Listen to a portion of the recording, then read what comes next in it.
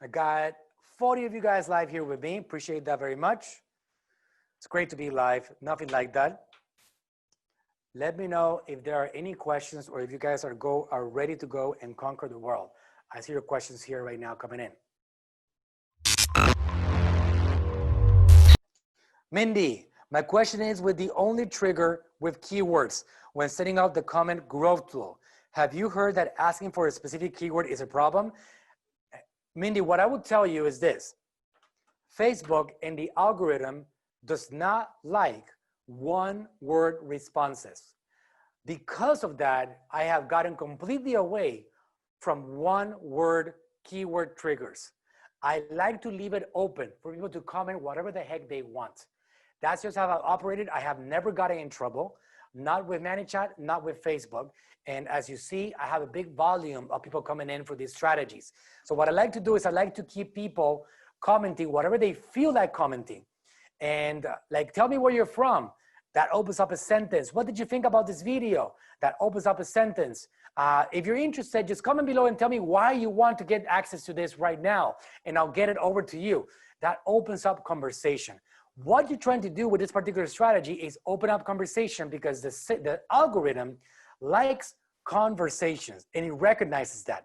I have heard that anything over 4 words as a response flows energy towards the algorithm. 4 words or less, Facebook doesn't like. So that's why motivation to get people to engage with longer comments is the way that we want to go about it. So I do say, do not use one-word keywords. Do not use that. Comment below the word book. No. Comment below why you would like to get access to this book, and I'll send that over to you right now. Oh, I'd like to get access because I think it's a pretty cool book. Boom. Okay, thank you for your comment. Here we go. That's the way that I would like to set up, right? Just invite conversation. Facebook is an engagement platform. They like engagement. So what happened with this whole thing a year and a half ago by now, is that the system was trying to take advantage of it. And there was a lot of one-word responses, and that was triggering some problems, and that kind of damaged the whole thing. So we want to make sure that we keep that going with a real, actual conversation. Okay, let me see that question from Donald.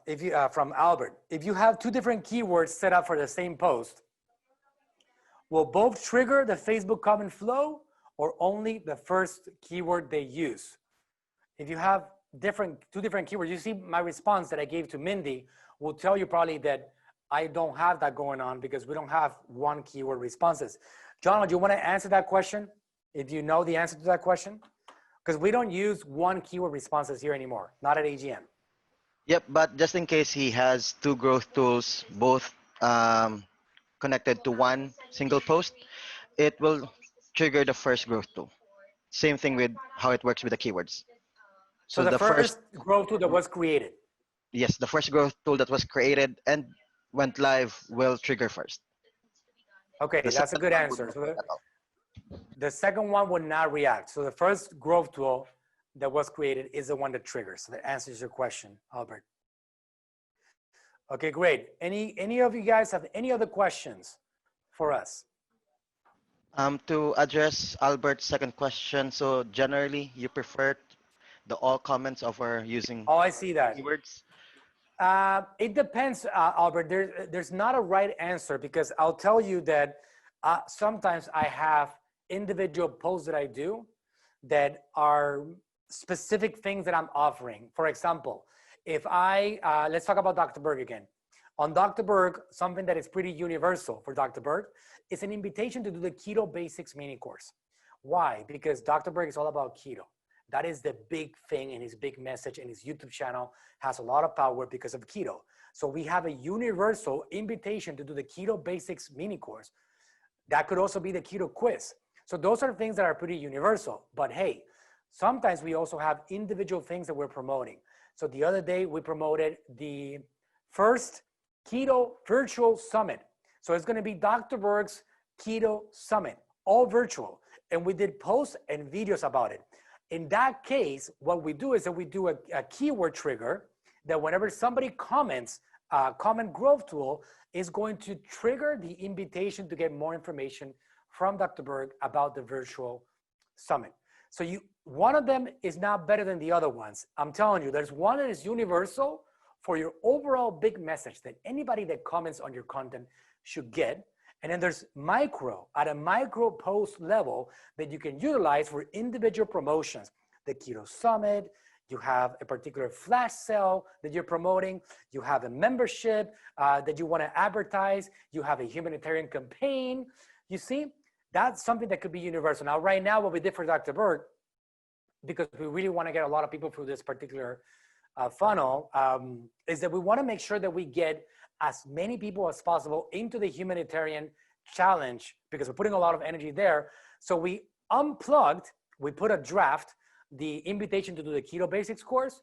And now if any of you guys comment on Dr. Berg's page, you go to facebook.com/Dr. Eric Berg, you go to that page and you comment on any post, you're gonna get an invitation to do the immunity challenge like you saw over here.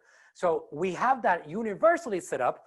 And once the challenge is over in a few weeks, I think we got another 5 weeks, then we turn that one off and we turn back on the all post comment growth tool for the Keto Basics mini course, which is a lead generation machine for us. Okay, very good.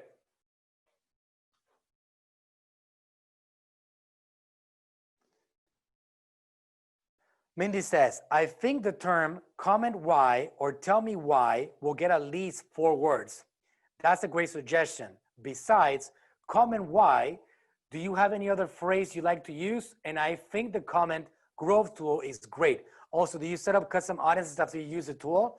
Okay, one question at a time. Good questions, Mindy. I'll answer the first one. Let's think about some examples to get people to engage. Christian, you got an example?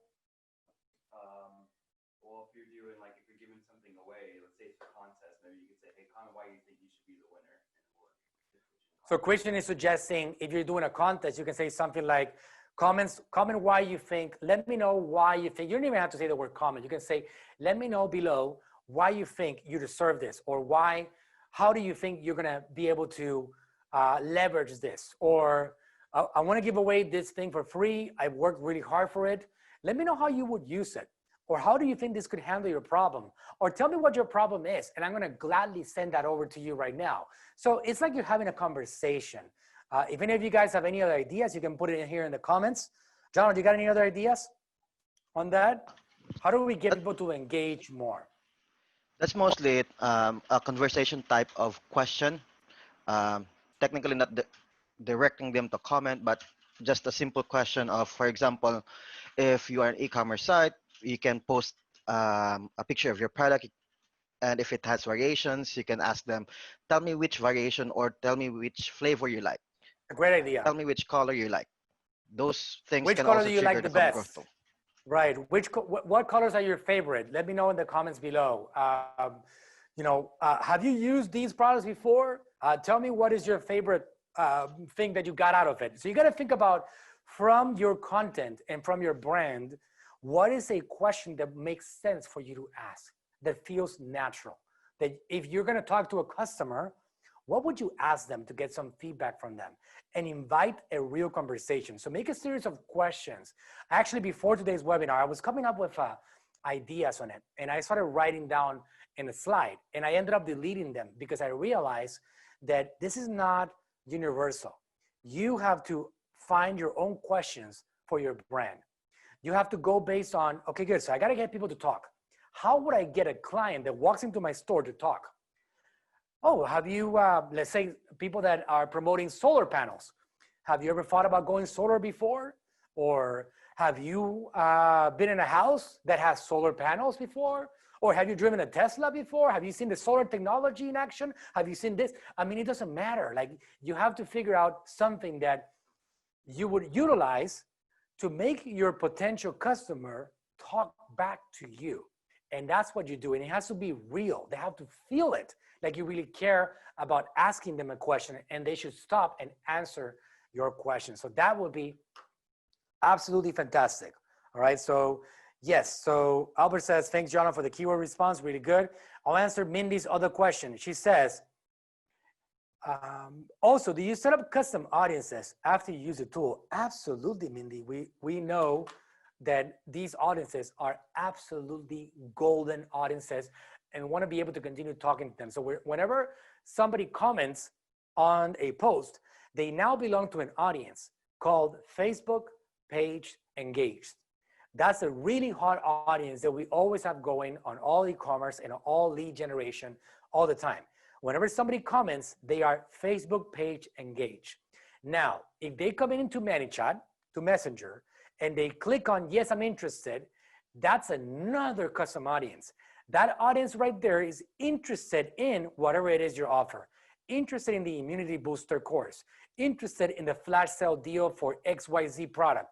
That's another custom audience right there that you can set up automatically internally on ManyChat, which we talked about that last month, I believe. We talked about setting up dynamic audiences inside ManyChat. Maybe it was 2 months ago right now. You guys can access that on the training. Rain or John can correct me if I'm wrong. We talked about the subject of setting up dynamic audiences using ManyChat. When any of these guys come into ManyChat and they say, yes, I'm interested, right then and there, you can have a dynamic audience set up, which goes deeper than Facebook Page Engage. And now you can keep on retargeting them on Facebook and Instagram just because they clicked on your button to come into your ManyChat account. And then, yes, once they come in, all these flows, guys, that you got access to, all these flows that, that you guys are gonna get access to get these comment growth tools set up, we always, always, always mandatory from now on, because the world has changed and the rules have changed on ManyChat, we extract phone numbers and emails from the beginning. In some cases, we extract only phone numbers and then emails at some point, or vice versa.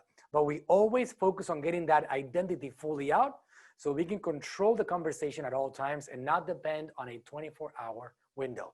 That's how the ManyChat game is won. If you don't do it, you're gonna be sacrificing the enormous potential of the ManyChat platform. Okay, very good. Yes, Jono says, yes, Mindy, can be set up dynamic, either via a rule or an action step inside the flow itself. Donald and Rain, can you guys find the exact link to the training in which we trained in detail how to set up dynamic audience inside ManyChat, and put that training also on the replay, how to set up dynamic audiences in ManyChat. Find the training and post it on the replay too. Donald says that it was covered November and December coaching sessions. I think that it was covered even earlier than that. So I don't know if Rain is going to be super mega lightning fast and just going to have it, but we're ready to be done, guys. If you guys don't have any more questions, I will see you guys next week. Next week is going to be absolutely epic. I'm not exaggerating. I don't say that every week. I don't. Next week is going to be a legendary week. And I'll tell you why. So hopefully a lot of you guys make it back live. By the way, Rain says, oh my God, Rain, no way. February 2019, that's a year and a half ago. No. Did we teach that a year and a half? John, has it been a year and a half since you can set up dynamic audiences? No way. Yeah, most likely. I think we taught it. We also taught it in detail in November 2019. The February, I believe, was, yep, the February, I believe, was from the PSIDs, custom audiences, and then the November will be from the dynamic custom audience integration directly from ManyChat. I would not do the one that Rain posted because I think that's a little bit more outdated. It's a PSID, which is a page scope ID, not dynamic. So I would not do that one. I see that she's posting something about how to create dynamic audience with ManyChat. Maybe that SOP is valid. John, can you check if that SOP is valid still? Is that the one that's up to date or is that not up to date? Jonathan's gonna check on that, guys, and then we'll give you guys access to the most up-to-date training. I did cover it on a recent webinar, how to set up these dynamic audiences. So we have to figure out how to get that training to you guys exactly. We'll post it on the replay for sure. Jonathan Rain, let's find out the exact dynamic audiences training and let's post it on the replay. SOPs and videos. I know we have covered it. So if they haven't done it, they can get that set up. Yep. The dynamic audience was covered in detail in November 2019. I'm getting the link so we can go ahead and share it. If not, I'll be posting it on the coaching community. Okay, good. Well, coaching community and also on the replay section. That's a good idea on the coaching community. Okay, we'll put it there and notify everybody else. Very good. So Albert says, awesome session like always, guys. Thanks, Manuel and AGN team. Fantastic. All right, guys. So again, next week is all about Shopify and ManyChat. And what we're going to do, this is still a work in progress, but what we're going to do is we're going to show you exactly everything that we've done throughout the last 4 weeks since we launched the integration between ManyChat and Shopify. And we're going to show you all about how to get it integrated and working effectively. So if you guys don't have a Shopify channel, next week it's not going to be necessarily for you. I'm going to make it up in other trainings, I promise. But next week is going to be all about Shopify and ManyChat and the things that we have actually put together for lead generation, getting a lot of people, also scaling your e-commerce accounts along the way. So I know ManyChat just launched BigCommerce integration. So if you guys have BigCommerce, then you should definitely get excited about that. I'm sure they're going to keep on launching Magento and WooCommerce and a bunch of other things along the way. But right now there's BigCommerce, which I don't know anything about because I don't work there. But